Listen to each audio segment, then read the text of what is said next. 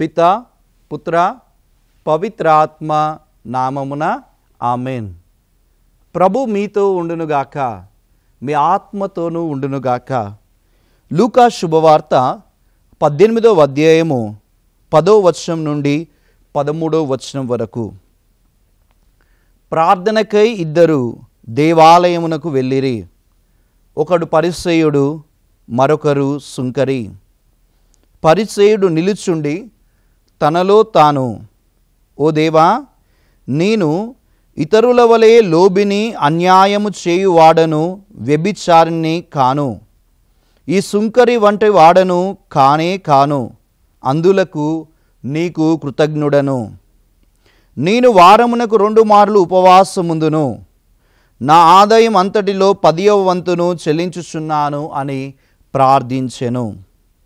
కానీ సుంకరి దూరంగా నిలవబడి కన్నులైనను పైకెత్తు సాహసింపక రొమ్ము బాదుకొనుచు, ఓ దేవా, ఈ పాపాత్ముని కనికరింపుము అని ప్రార్థించెను. క్రీస్తు సువిశేషము. క్రీస్తువా మీకు స్తుతి కలుగునుగాక.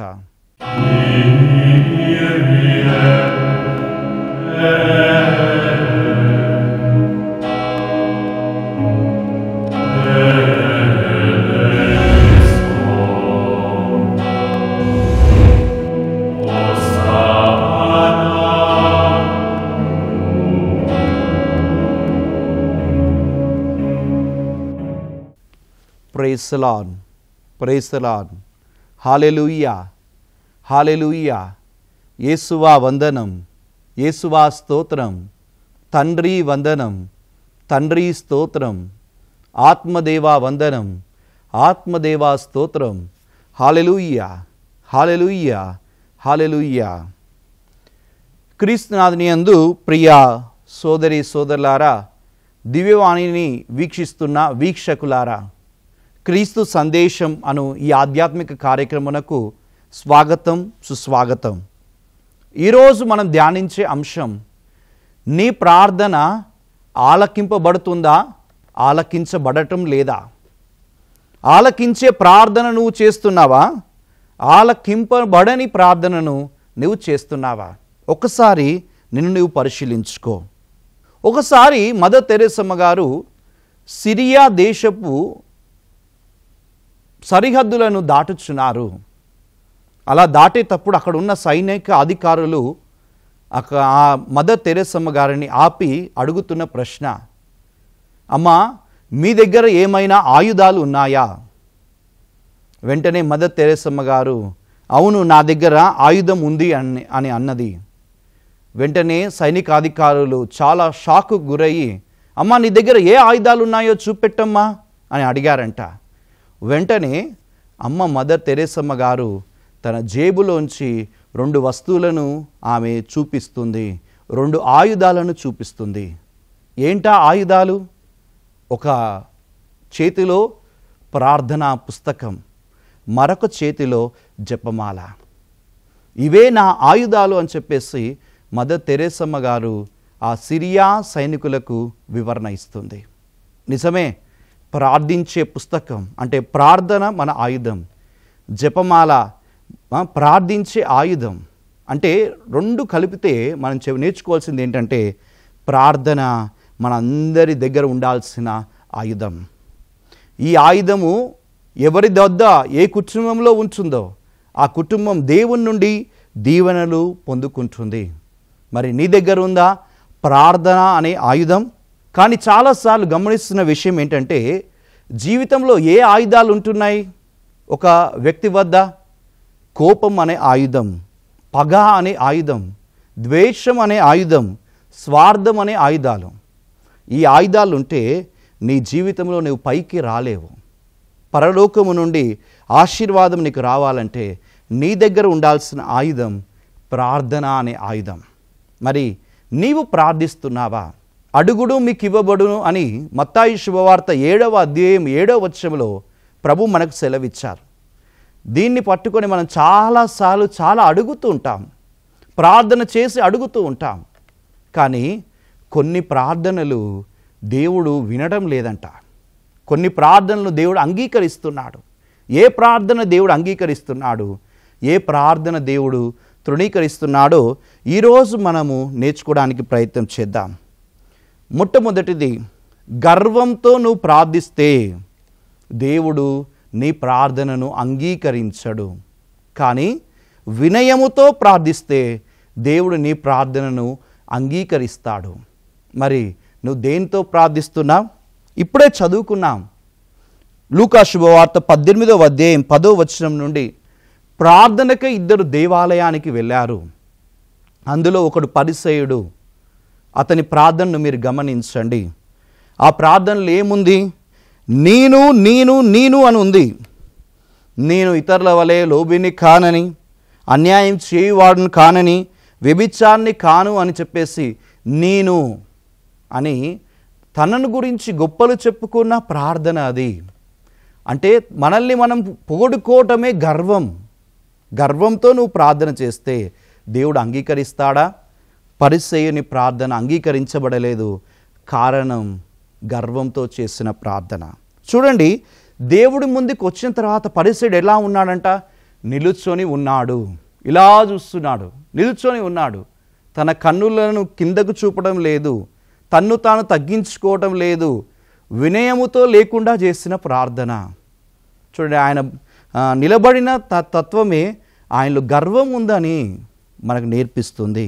కాబట్టి గర్వంతో నువ్వు ప్రార్థన చేస్తే దేవుడు అంగీకరించాడు. యాకోబు పత్రిక 4వ అధ్యాయము 6వ వచనం చెప్తుంది, దేవుడు గర్వాత్ములను ఎదిరించును. కానీ ఎవరిని ఆదరిస్తాడు? వినయాత్ములను దేవుడు ఆదరిస్తాడంట.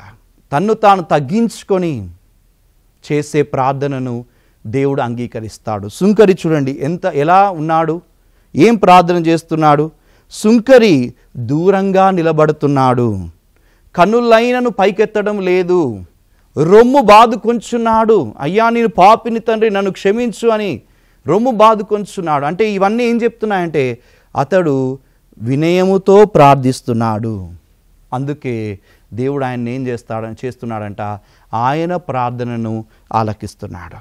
కాబట్టి ఏ ప్రార్థన ఆలకింపబడుతుంది? వినయంతో చేసిన ప్రార్థన ఆలకించబడుతుంది. ఏ ప్రార్థన ఆలకించబడదు? నేనే గొప్ప అని గర్వంతో చేసిన ప్రార్థన ఆలకించబడదు. మరి నువ్వు ప్రార్థన చేస్తున్నప్పుడు ఎలా చేస్తున్నావు? వినయంతోనా, గర్వంతోనా? ఇక రెండవది, పాపముతో చేసిన ప్రార్థనను దేవుడు ఆలకించడు.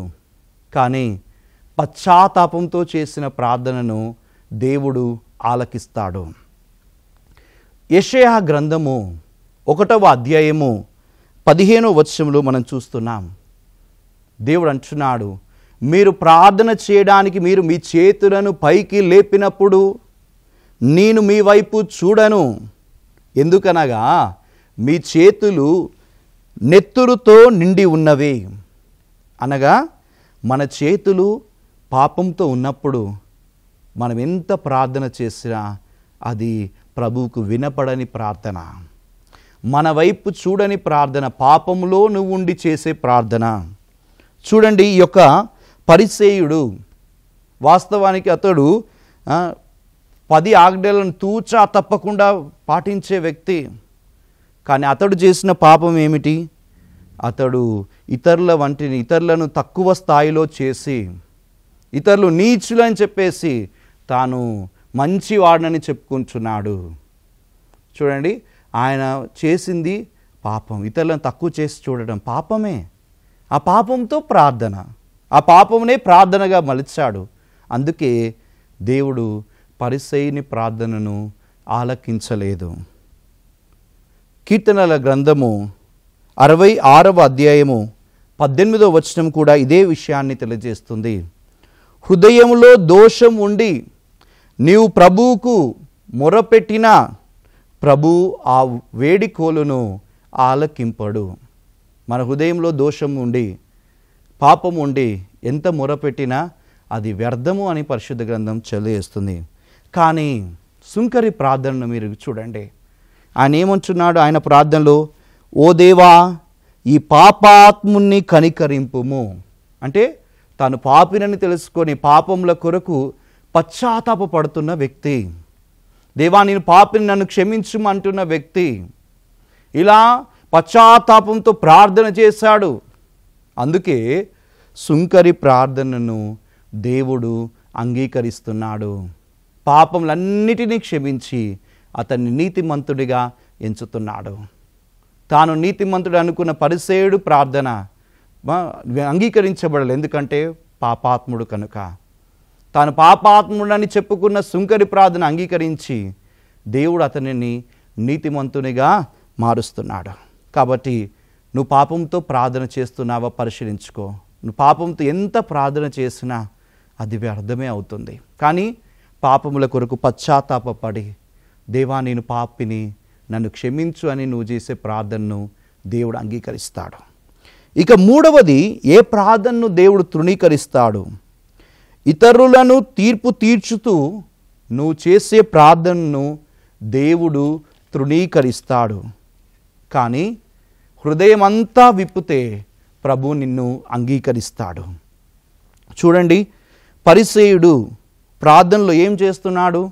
తన సోదరుడైన సుంకరిని చిన్న చూపు చూసి తీర్పు తీర్చుతున్నాడు. ఇదిగో నేను అలాంటి వాడను కాను, సుంకరి వంటి వాడను కాను అని చెప్పేసి సుంకరిని పాపాత్ముడిగా తీర్పు తీరుస్తున్నాడు. అతన్ని నీచంగా చూస్తున్నాడు. అందుకే అతని ప్రార్థన అంగీకరించబడలేదు. మన రక్షకుడైన యేసు ప్రభు ఏం తెలియజేస్తున్నాడు? మత్తయి శుభవార్త 7వ అధ్యాయము 1వ వచనం చెప్తుంది, పరులను గూర్చి తీర్పు చేయకుడు, అప్పుడు మిమ్ము గూర్చి తీర్పు చేయబడదు. ఇక్కడ పరిసేయుడు పరులను గూర్చి తీర్పు తీర్చాడు. అందుకే పరిసేయుడి ప్రార్థనను దేవుడు తీర్పు తీర్చి అంగీకరించడం లేదు. కానీ సుంకరి హృదయమంతా ప్రభు ముందు విప్పాడు. హృదయాన్ని ప్రభు ముందు విప్పినందుకు అతని ప్రార్థన ఆలకించబడింది.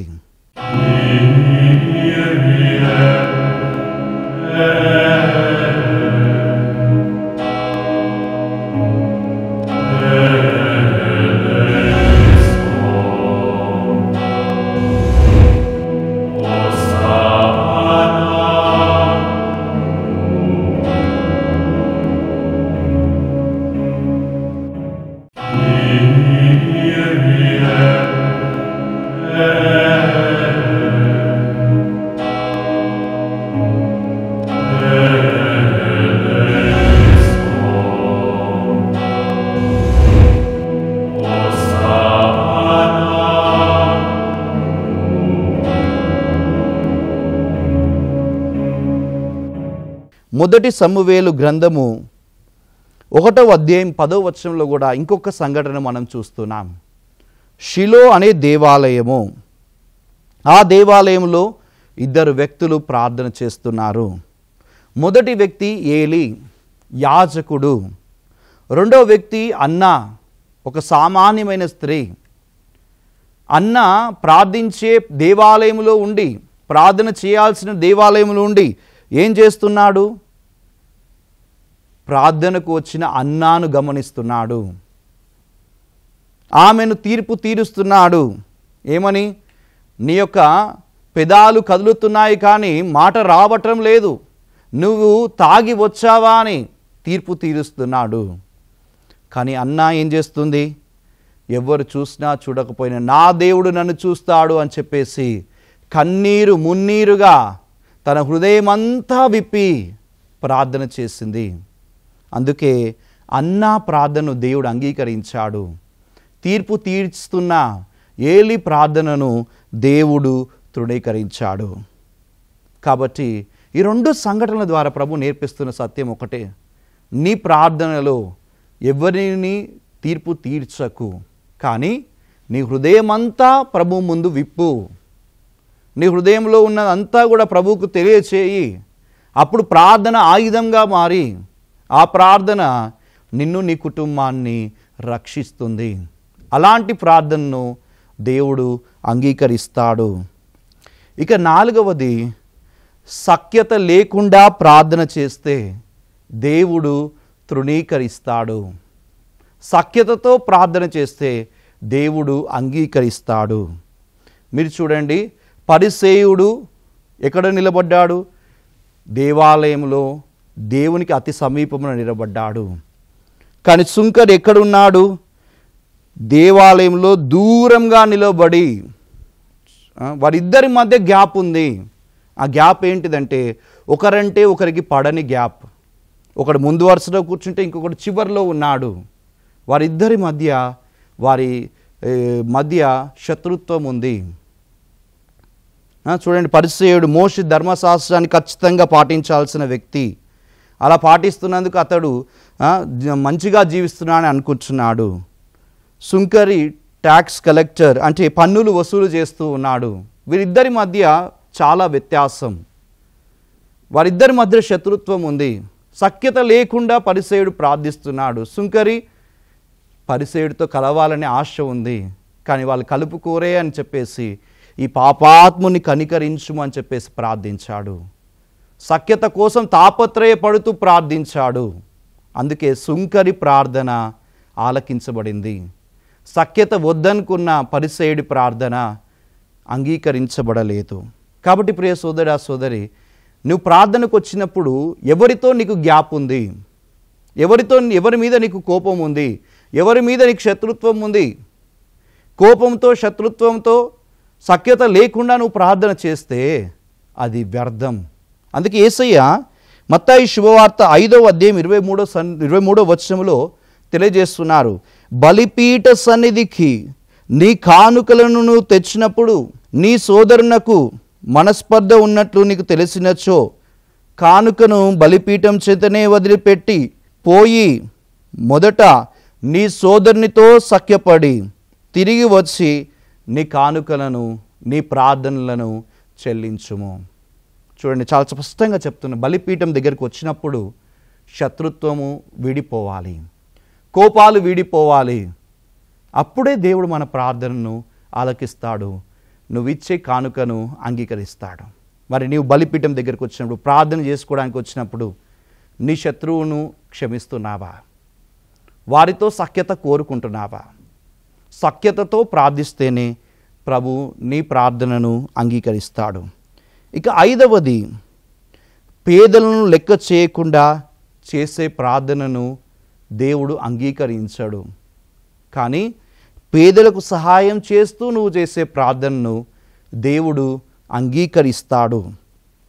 సామెతల గ్రంథము 21వ అధ్యాయము 13వ వచనము ఏం తెలియజేస్తుందంటే, పేదవాని మొరను ఆలకింపని వాడు స్వయంగా మొరపెట్టినప్పుడు దేవుడు అతనిని వినడు. మనం పేదవాళ్ళకు సహాయం చేయకుండా ఎంత మొరపెట్టినా అది వినబడదు దేవునికని దేవుని వాగ్దానం చెప్తుంది. నిజమే, పేదలు ఏమీ లేని వాళ్ళకు నువ్వు సహాయం చేస్తూ, సోదర ప్రేమ చూపిస్తూ, ప్రభు మీద ప్రేమతో ప్రార్థిస్తే దేవుడు అంగీకరిస్తాడు. కానీ సోదరునిచ్చి అని చెప్పేసి సోదరుని పక్కకు పెట్టి, పేదవాన్ని పక్కకు పెట్టి నువ్వెంత మొరపెట్టినా ఏం లాభం? ఇదే మనము లూకా శుభవార్త 16వ అధ్యాయము 19వ వచనం నుండి 25వ వచనం వరకు మనం చూస్తే తెలుస్తున్న అంశం. ఒక ధనికుడు ఉన్నాడు, లాజరు ఉన్నాడు. ధనికుడు తన జీవితాంతము ధనములో, విందులో, వినోదాల్లో పెరిగాడు. లాజరు దేవుని వైపు చూస్తూ పెరిగాడు. ఇప్పుడు ఇద్దరు మరణిస్తున్నారు. ధనవంతుడు నరకానికి వెళ్ళిపోతున్నాడు. లాజరు దేవుని మీద ఆధారపడ్డాడు కాబట్టి పరలోకంలో అబ్రహాం ఒడిలో చేరాడు. నరకలోకంలో ఉన్న ధనికుడు దేవునికి మొరపెడుతున్నాడంట. మరి దేవునికి ఆ ప్రార్థన వినపడిందా? ప్రభు అంటున్నాడు, మీ మధ్య నా మధ్య పెద్ద అగాధం ఉంది.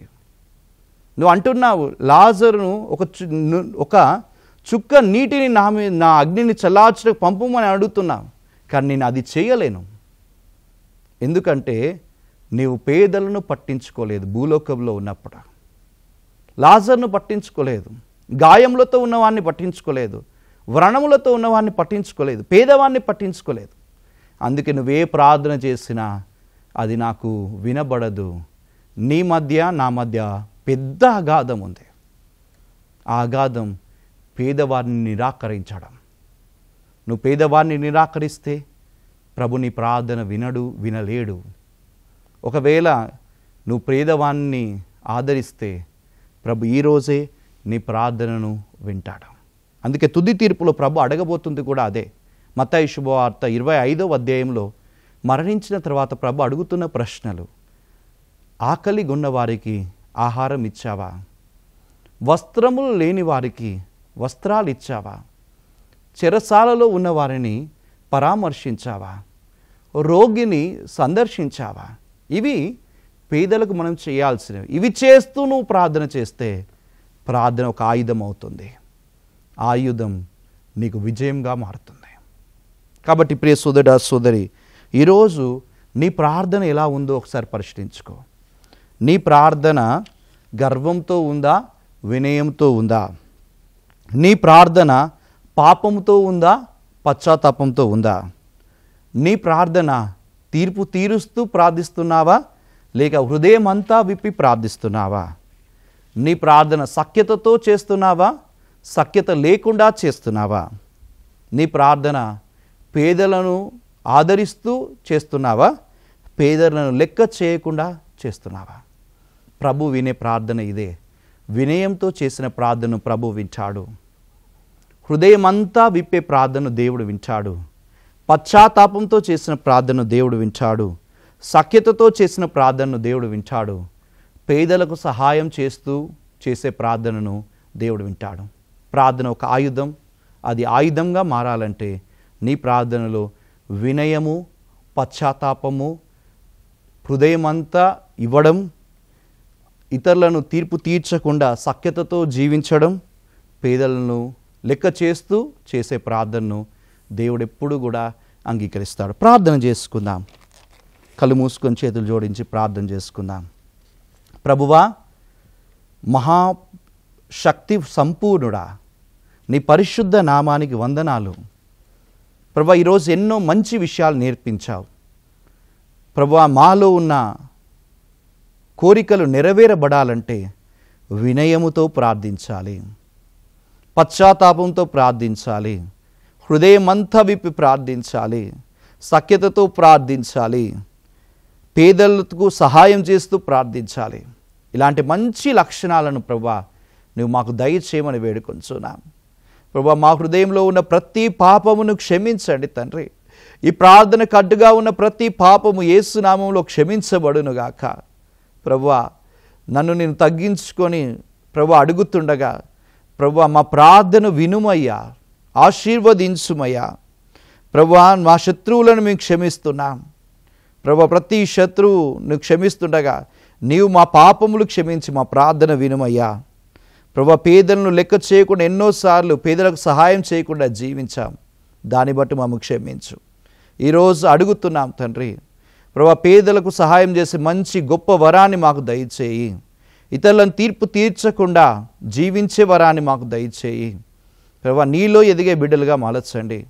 అనారోగ్యంతో ఉన్న వారిని ప్రభువా నీకు సమర్పిస్తున్నాం. యేసు నామములో ప్రతి అనారోగ్యం వీడిపోవునుగాక, కీడుల నుండి విడుదల కలుగునుగాక, ఆశీర్వాదములు వచ్చునుగాక, మా ప్రార్థనలు అంగీకరించే ప్రార్థనలుగా ఉండునుగాక. ఈ మనవులన్నింటినీ మా రక్షకుడు మా నాథుడు యేసు అతి పరిశుద్ధ నామములో అడిగి ప్రార్థిస్తున్నాము తండ్రి. ఆమేన్. ప్రభు మీతో ఉండునుగాక, మీ ఆత్మతోనూ ఉండునుగాక. సర్వశక్తిగల సర్వేశ్వరుడు పిత, పుత్ర, పవిత్ర ఆత్మ మేము దీవించి ఆశీర్వదించి కాచి కాపాడుదురుగాక. ఆమేన్.